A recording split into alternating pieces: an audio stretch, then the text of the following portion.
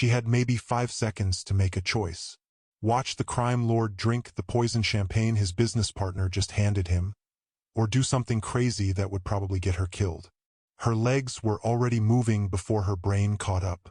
She grabbed a tray, stumbled forward like an idiot, and dumped an entire bottle of wine all over Vincent Russo's expensive suit. The music stopped. Everyone froze. His partner's face went white, and Maya realized she just signed her own death warrant. Hey, before we jump into the story, do me a favor real quick. Drop a comment and tell me where you're from. Your comments keep these stories alive. And smash that subscribe button because what's coming next is wild. Happy New Year to all of you. Let's kick off this year with something you won't forget. The entire ballroom went dead silent. You could hear people breathing. Glasses stopped clinking. Conversations died mid-sentence. Vincent Russo stood there, red wine dripping down his white shirt, staining his tailored jacket dark. The most feared man in 3 cities. The man who controlled half the underground operations from here to the coast. And she just drenched him in front of 200 witnesses. His partner, Marcus, looked like he might pass out. His face shifted from shock to panic to forced concern in seconds. Vincent, I'm so sorry. We'll get you cleaned up immediately. Don't touch the glass, Maya blurted out. Her voice cracked but carried across the silent room. Every single eye turned to her. She felt the weight of 200 stares, some curious, some angry, some calculating how fast they could make her disappear. Vincent's gaze locked onto hers, cold, dark, calculating, like he was reading every thought in her head. What did you say? Her mouth went completely dry. She could barely swallow. Too late to back out now. The champagne. Don't drink it. Please. Marcus laughed. Sounded nervous. Forced. She's clearly had too much to drink herself. Security. Please escort. I'm not drunk, Maya interrupted, her voice shaking despite every effort to sound steady. I heard you, in the back room, talking about how it needs to look natural, how the autopsy won't find anything because it breaks down too fast in the bloodstream. The temperature in the room dropped 20 degrees. Marcus's smile disappeared completely. His hand twitched toward his jacket. You stupid little. Vincent held up one hand. Just one. Marcus shut up immediately. Everyone did. What's your name? Vincent asked. His voice was quiet, controlled, more terrifying than if he'd shouted. Maya. Maya. He said it slow, like he was tasting the word, like he was deciding something. You just accused my business partner of 20 years of trying to poison me. In front of 200 witnesses.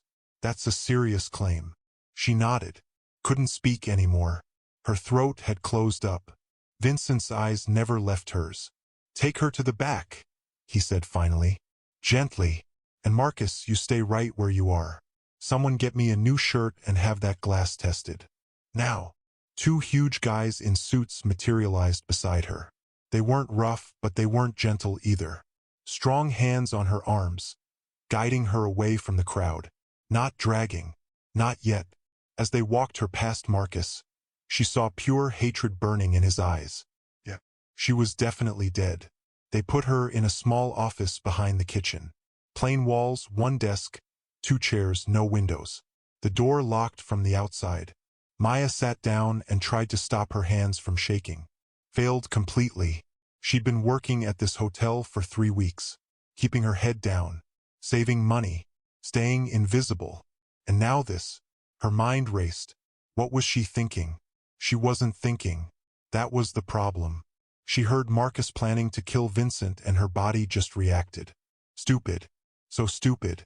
Now Marcus would come for her. Or Vincent would, if he thought she was lying. Either way, she was done. The minutes crawled by. 5, 10, 20. Every footstep in the hallway made her flinch. She counted ceiling tiles. 14. She counted her breaths. Lost count around 40. She wondered if this was how it ended. In a locked office behind a hotel kitchen. The door finally opened. Vincent walked in wearing a fresh suit, crisp white shirt, different tie. He looked completely calm. Like this was a normal Tuesday.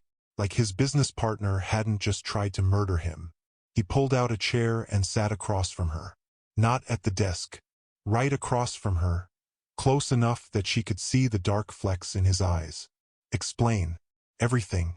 Don't leave anything out. Maya took a shaky breath. I was cleaning glasses in the storage room. The door was cracked open. Marcus came in with someone, I didn't see who. They didn't see me behind the shelves. He said that after tonight, everything would be his. The businesses, the properties, the connections. All of it. And the best part is nobody would suspect him because you two go way back. Because everyone knows you trust him. Vincent's jaw tightened slightly. The only sign he was affected. That's a very serious accusation. I know. You could be lying. Could be working with someone. Could be trying to drive a wedge between me and Marcus for reasons I don't understand yet. I could be. She forced herself to meet his eyes. But I'm not. Silence stretched between them. He studied her like she was a puzzle he couldn't figure out. Why tell me? You don't know me. You have no loyalty to me. For all you know, I'm the kind of man who deserves what's coming. Maybe you are, Maya said quietly. But I heard what they planned to do after. They laughed about your sister. About how she'd be easy to control once you were gone. How she'd sign over everything just to keep breathing. That's when I decided. I couldn't just stand there with that information and do nothing. Something dark and dangerous flickered across Vincent's face. His hands, resting on his knees, curled into fists. Say that again. About my sister. They said she'd be easy, that she'd fold fast. One of them laughed and said she'd probably thank them for ending it quickly. Vincent stood up abruptly, walked to the corner of the room, stood there for a long moment with his back to her. When he turned around, his expression was completely blank, which was somehow worse than anger. You realize Marcus will want you dead now, whether what you're saying is true or not. Yeah, I figured that out about 5 seconds after I opened my mouth. And my people will think you're either completely insane or working some kind of angle I haven't spotted yet. Probably both. He almost smiled. The corner of his mouth twitched. You're either the bravest person I've ever met or the absolute dumbest. Can't it be both? This time he did smile. Just a little. Just for a second. Then it vanished like it was never there. Who are you running from? Her stomach dropped straight through the floor. What? You jumped when I walked in. You keep glancing at the door. Your leg bounces every 10 seconds. Someone's after you and you've been running for a while. Maya looked down at her hands. No point lying now. He just proved he could read her like a book. Ex-boyfriend. Tyler. He doesn't understand words like no or stop or leave me alone. How bad? Bad enough that I've changed cities twice in 2 years. Bad enough that I sleep with a knife under my pillow and pepper spray in every pocket. Bad enough that I haven't seen my little sister in 3 years because he keeps finding me and I won't risk him finding her. Vincent sat back down, leaned forward with his elbows on his knees. I need to verify your story. The Marcus situation. Okay. If you're telling the truth, you just saved my life. And if I'm lying? He looked at her steadily. Then this will be a very short conversation and you won't walk out of this room. She believed him. 2 hours later, they had proof. Vincent's tech guy, a skinny nervous man with 3 laptops, pulled security footage showing Marcus entering a restricted area. Phone records showing calls to a known associate who specialized in untraceable poisons. Text messages that were coded but obvious once you knew what you were looking for. Bank transfers. All of it. Maya sat in that office the whole time, listening to voices outside get progressively louder and angrier. Men shouting. Doors slamming. At one point, someone fired a gun. Just once. Sharp and final. She flinched so hard she almost fell off the chair. Then silence. When Vincent came back an hour later, there was blood on his knuckles. Small drops already drying. Not his blood. It's handled, he said simply, washing his hands in the small sink in the corner. Marcus won't be a problem anymore. Ever. She should have felt scared. Should have been horrified. Instead, she just felt relieved. Exhausted. And me. Vincent dried his hands carefully. Turned to look at her. You're under my protection now. I didn't ask for that. No. But you have it anyway. He sat down again, closer this time. Nobody who saves my life walks around unguarded. Not in this world. You made yourself visible to dangerous people tonight. That means I'm responsible for keeping you breathing. Your world sounds really complicated. It is. It's violent and ugly, and most people don't last long in it. He paused. The man you're running from, Tyler. Give me his full name and last known location. Fear spiked hot and sharp through her chest. Why? Because you're under my protection now. That includes dealing with existing threats. I'm not your responsibility. Yes, he said firmly. You are. The second you warned me instead of walking away, you became my responsibility. I don't take that lightly. She bit her lip hard. Don't kill him. Vincent tilted his head slightly. Why not? He's hurt you. He's hunting you. One word from me and he disappears. Because then I'll owe you. And I don't want to owe someone like you. No offense. None taken. He studied her carefully. But understand this. He will leave you alone. That's not negotiable. Whether he lives or dies depends on how smart he is when my people talk to him. Something about the certainty in his voice made her believe it would actually happen. That after 2 years of running and hiding and fear, it might actually end. What happens now? Maya asked quietly. Vincent stood up, offered her his hand. She took it. Now, he said. Everything changes. Over the next few days, Maya learned exactly what protection meant in Vincent Russo's world. She moved into one of his properties, a penthouse apartment downtown with floor-to-ceiling windows and more space than she'd ever lived in. Guards were everywhere, 2 at the door, 1 in the lobby, cameras in every hallway, locks that needed fingerprints and codes and probably DNA for all she knew. It felt like a fancy prison at first, beautiful but trapped. But it also felt safe, really safe. For the first time in 2 years, she slept through the night without jolting awake at every sound, without checking locks 3 times before bed, without keeping her shoes on in case she needed to run. Vincent checked on her every day. Not long visits at first, just enough to make sure she had everything she needed. Was she eating? Was she comfortable? Did the guards make her feel safer or more trapped? Small questions that felt like he actually cared about the answers. She found herself looking forward to those moments, which was stupid and dangerous, and she knew it. But she couldn't help it. On the 4th day, he stayed longer. Brought coffee. Real coffee from a place she'd mentioned liking. They sat on opposite ends of the couch and talked. Really talked.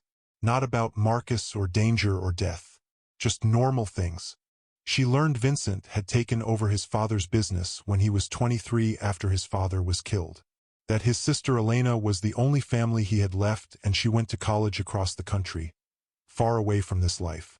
That he was tired, bone tired, tired of violence and looking over his shoulder and never knowing who to trust.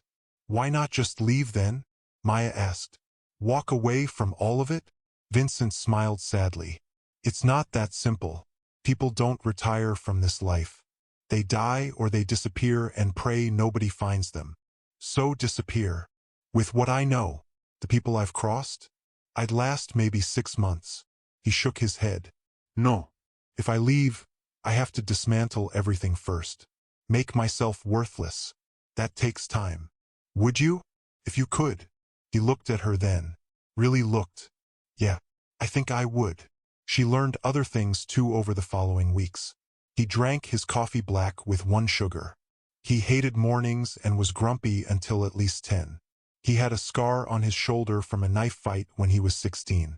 He read history books late at night when he couldn't sleep. He was left-handed.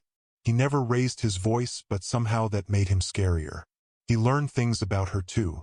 That she used to paint before Tyler destroyed all her supplies during one of his rages. That she loved old black and white movies, the kind with sharp dialogue and dramatic music. That she had a little sister named Sophie who was 19 and in nursing school. That she hadn't spoken to Sophie in 3 years because Tyler kept tracking her down, and she refused to risk leading him to her sister. That ends now, Vincent said firmly when she told him. Your sister's safe. I have people watching her apartment, her school, everywhere she goes.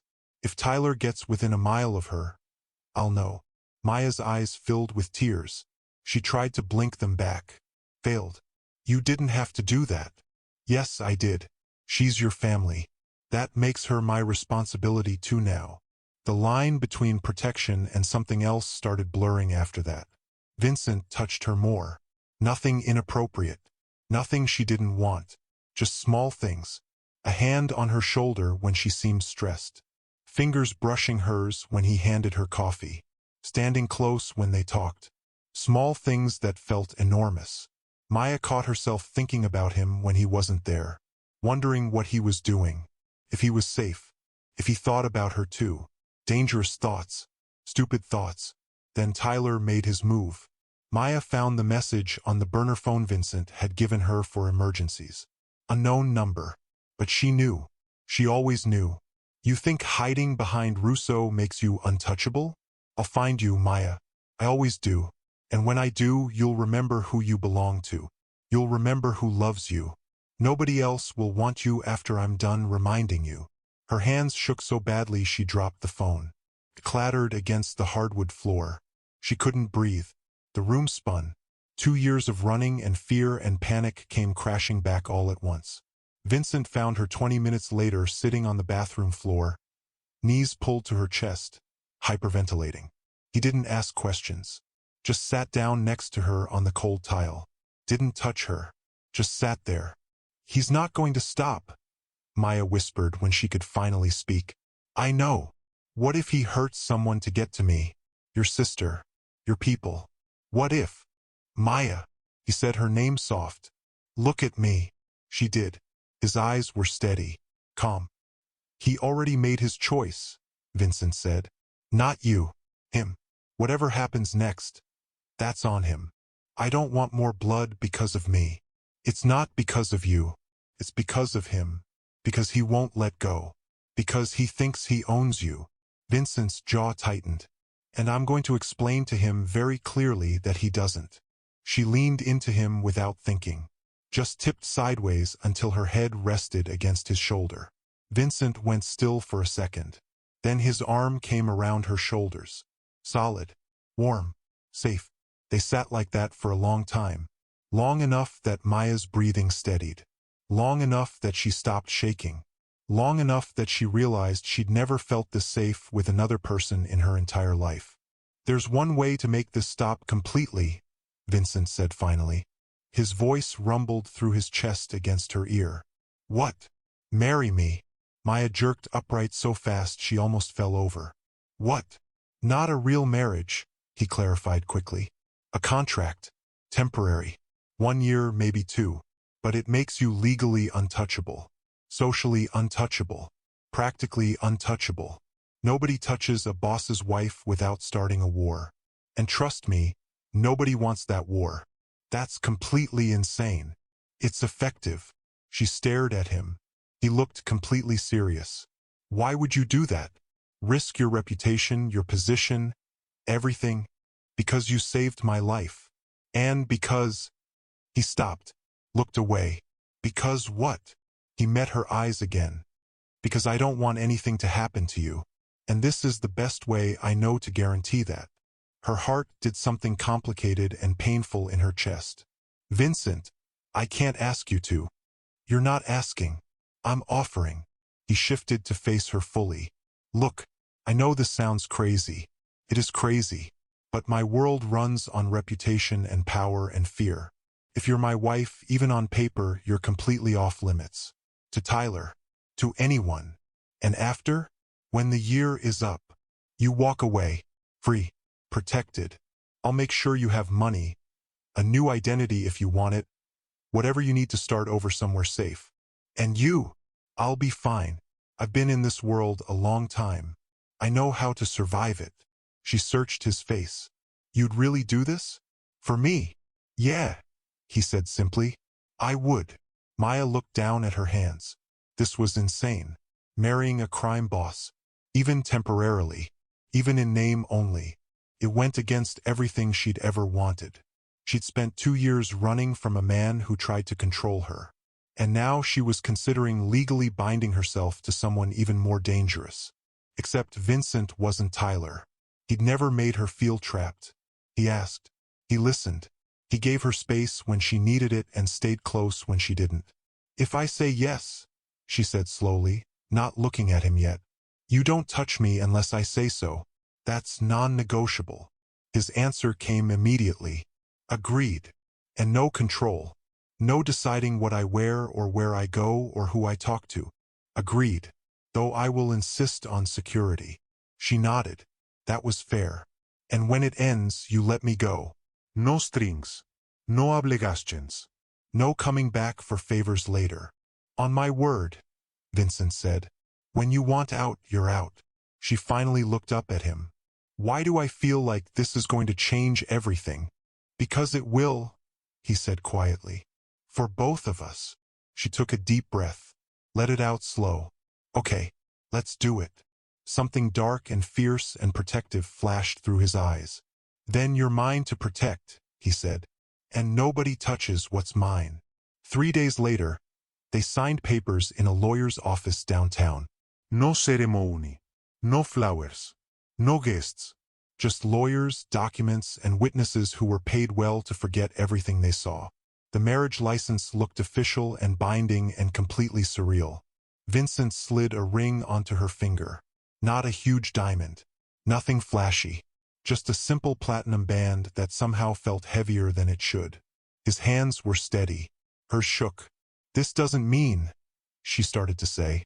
"I know," he interrupted gently. "No expectations. You're safe. That's the only thing that matters right now." Except it wasn't the only thing anymore. Not for either of them. But neither said it out loud. The news spread faster than Maya expected. Not announced publicly. Just whispered through the right channels. By the next morning, everyone who mattered knew. Vincent Russo got married. To the woman who saved his life. To a nobody. The gossip was vicious and immediate. The first public event was brutal. A dinner meeting with some of Vincent's allies. High-ranking men who controlled territories and operations and had probably killed more people than Maya wanted to think about. She wore a simple black dress Vincent had bought for her. Nothing revealing. Nothing flashy. But she still felt exposed. Whispers followed them from the moment they walked in. Not loud. Just constant. Like static. People stared. Women looked at her with jealousy or pity or confusion. Men looked at Vincent like he'd lost his mind or shown weakness they could exploit. But Vincent never left her side.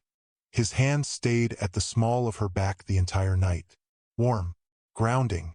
Possessive in a way that made her stomach flip and her skin heat. He introduced her to everyone. Made sure they knew her name.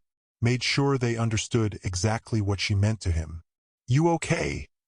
he murmured during a quiet moment. His mouth close to her ear so no one else could hear. "Not really. But I'm surviving. That's all any of us are doing," he said. Surviving.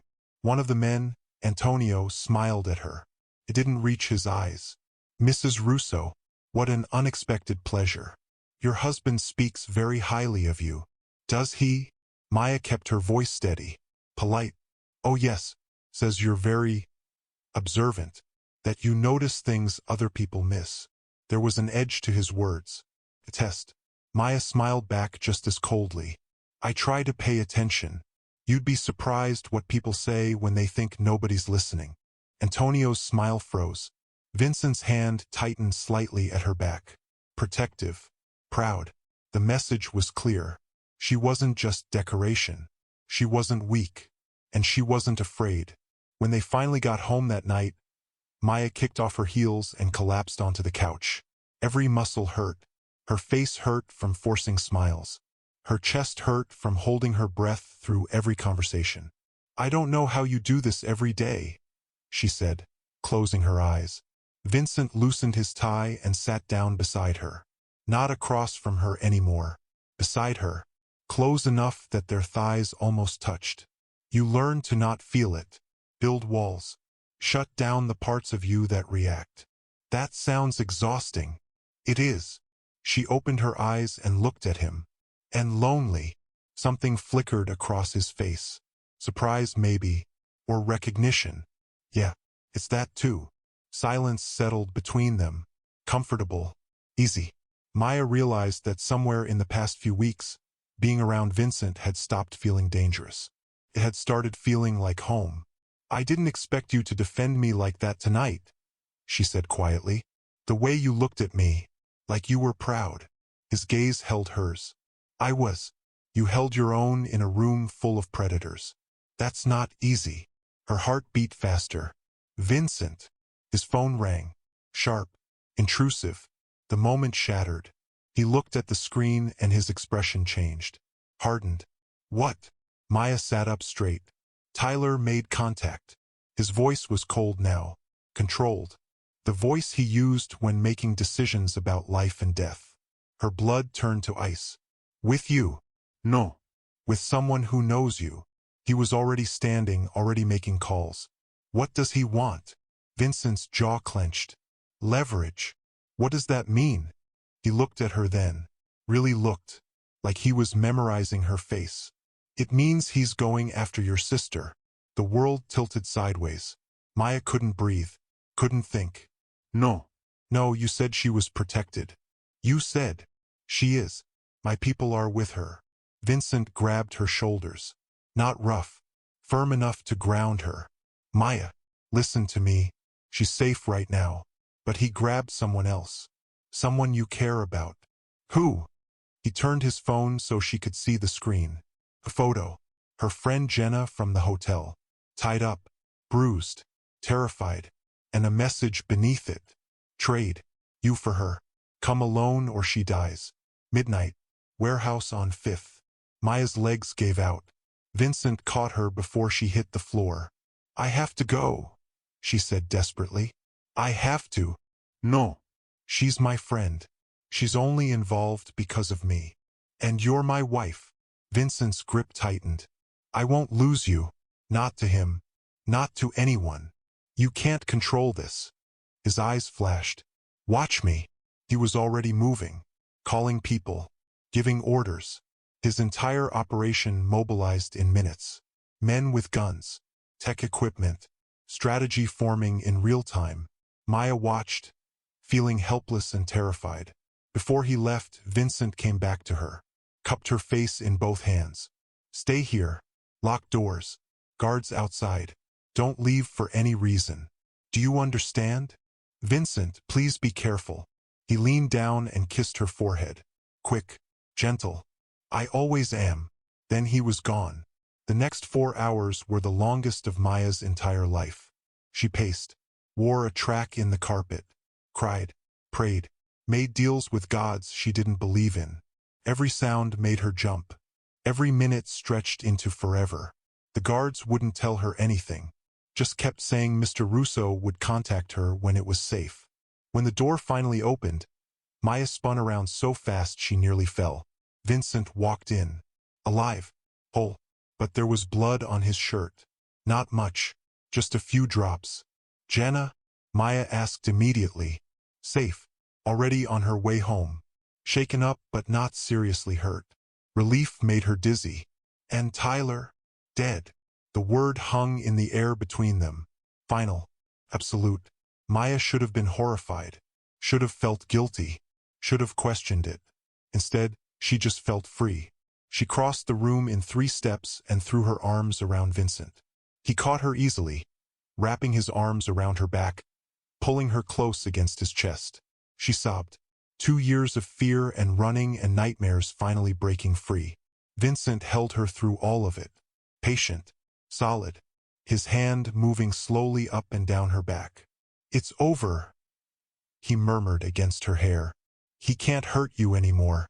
Can't hunt you. Can't touch anyone you care about. It's over.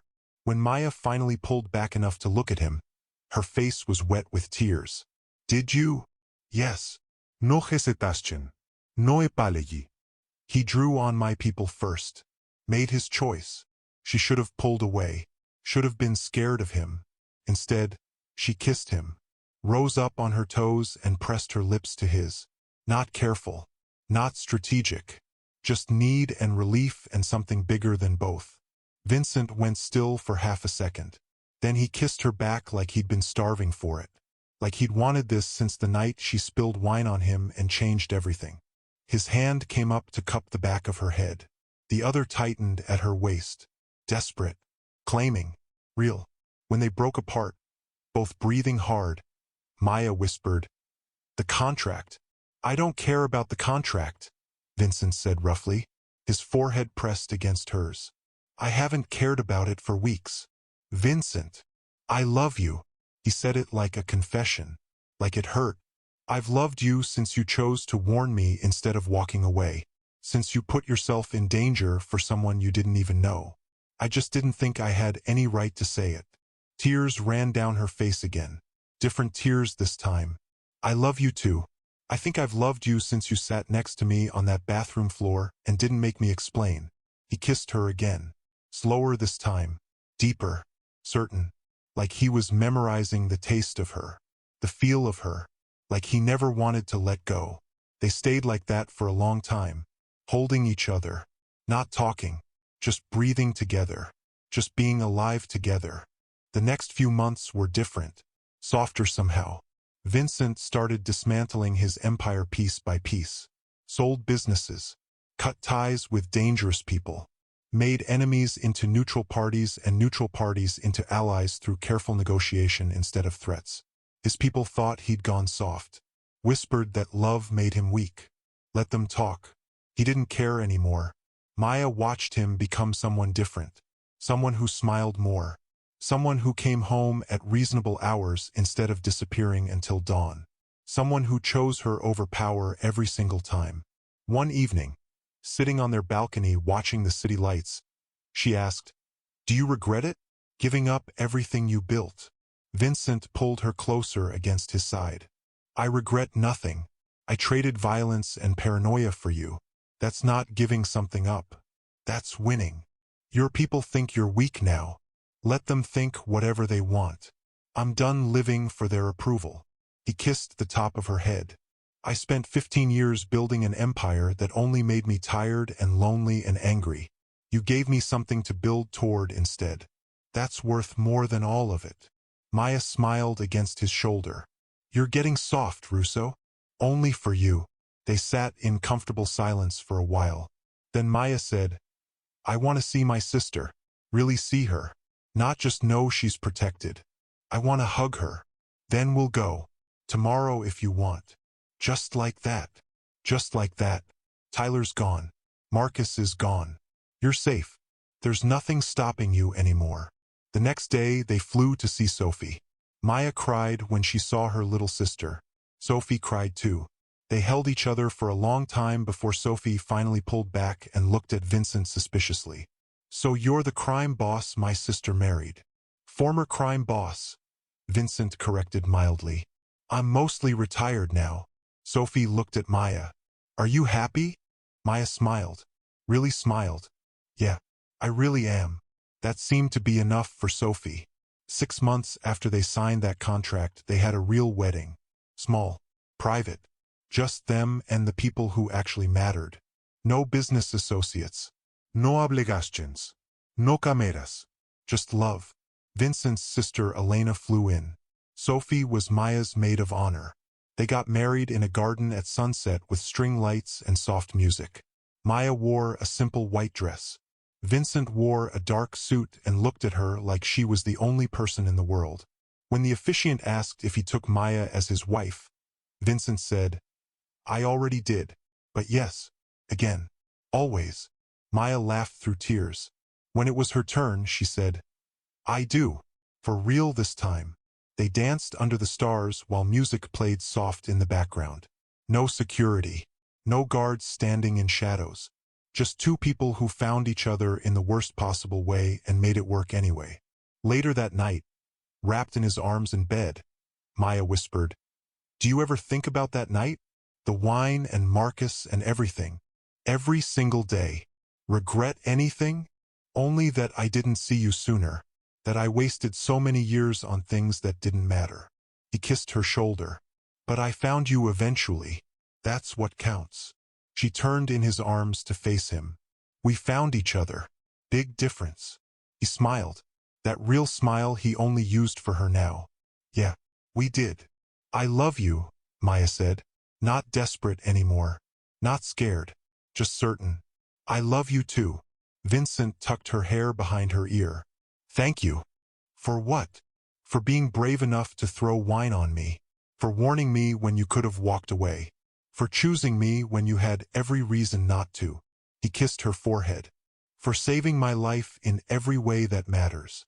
Maya smiled and curled closer against him. Best decision I ever made. Second best, he corrected. What's the first? Saying yes when I asked you to marry me for real. She laughed softly. Okay, you win. They fell asleep like that. Tangled together. Safe. Home. The past didn't matter anymore. Tyler was gone. Marcus was gone. The empire was gone. All the violence and fear and running was finally over. All that mattered was this. Each other. The life they were building together. The future they chose instead of the one that tried to destroy them. Sometimes the bravest thing you can do isn't fighting or running. Sometimes it's speaking up when staying quiet would be safer. Sometimes it's choosing love when fear tells you not to. Sometimes it's throwing wine on a dangerous man and trusting your instincts to save both of you. Because the right choice doesn't come easy. Comes with shaking hands and racing hearts and courage you didn't know you had. Comes when you're terrified and do it anyway. That's what bravery really is. So let me ask you this. If you were Maya, would you have stayed silent or risked everything to warn him? Drop your answer in the comments below. And if you enjoyed this story, don't forget to hit that like button, subscribe, and share it because more powerful stories like this are on the way. Thank you for watching, and welcome to a new year of unforgettable stories.